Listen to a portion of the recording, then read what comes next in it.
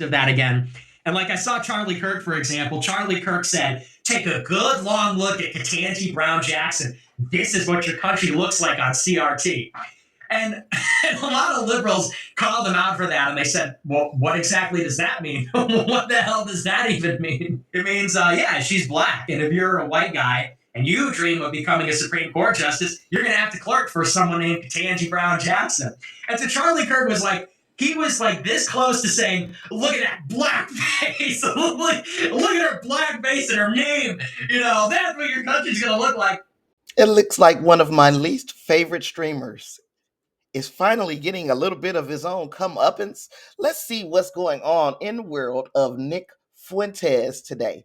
And if you hear a little something in the background, our executive producer, Ashton, has decided that he's going to sit in today and watch me work so that he can critique my performance. So hopefully I'm not too nervous because we got an exec in the house. You want to say hello? Ashton is not camera ready, but he did say he will come up and speak. So say hi. Hi. See you later, alligator. Mwah. Okay, so let us get into why Nick Fuentes has been charged with battery in alleged attack of a Berwyn woman. So Berwyn is in Illinois. It's like a suburb right outside of Chicago. So home, it's like it's close to home for me. Anyway, let's see. Okay, so we have an article coming from the Chicago Tribune. Authorities have charged far-right streamer Nick Fuentes with battery after Fuentes allegedly assaulted a West suburban woman last month.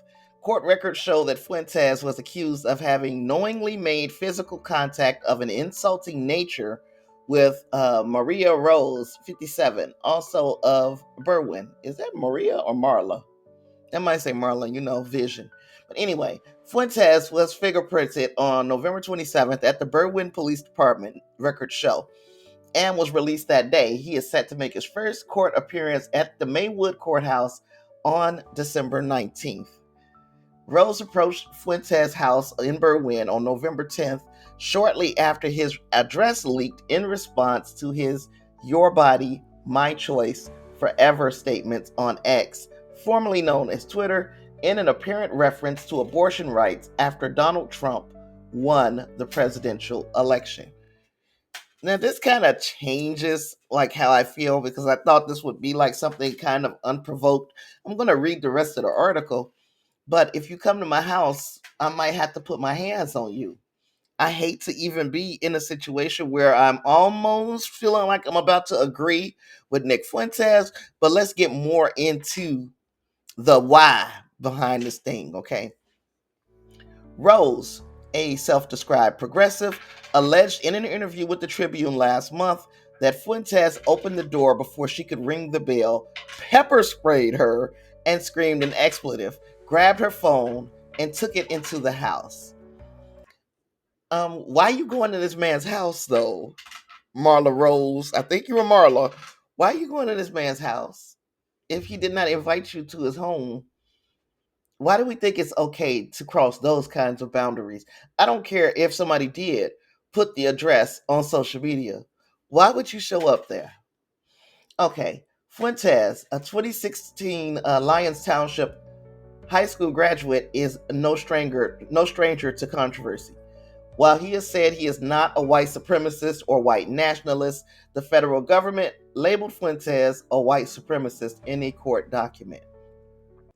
Anytime you believe that black people are just inherently dumber than any other race, you're a supremacist.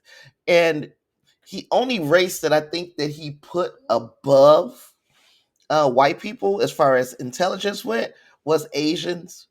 And I'm like, do you realize that just like there are extremely intelligent black people, there are some Asians that might not meet the mark. They don't meet the standard. So every person in these demographics fit into your little box. So this is why I think he's a white supremacist. I don't know why the federal government thinks he's a white supremacist, but that's why I think he's one. So anyway, in 2017, Fuentes attended the Unite the Right rally in Charlottesville, Virginia. A young woman named Heather Heyer was run over and killed by an avowed neo-Nazi at the rally. Fuentes was also an integral part of Trump's Stop the Steal rallies. That doesn't make him a white supremacist. Now, the Unite the Right shit, yeah, I got a strong feeling that if you were at the Unite the Right on purpose, then you probably might be, most likely are, a white nationalist or a white supremacist. Anywho, in the 24 hours following his misogynistic post on X, there was a 4,600% increase in mentions of the phrases "your body, my choice" and "get back in the kitchen" on the social media site, according to an analysis from the Institute for Strategic Dialogue. The phrase "your body, my choice" also appeared to have made its way into schools, researchers said. People think that these kinds of things are funny. Ha ha ha, your body, my choice.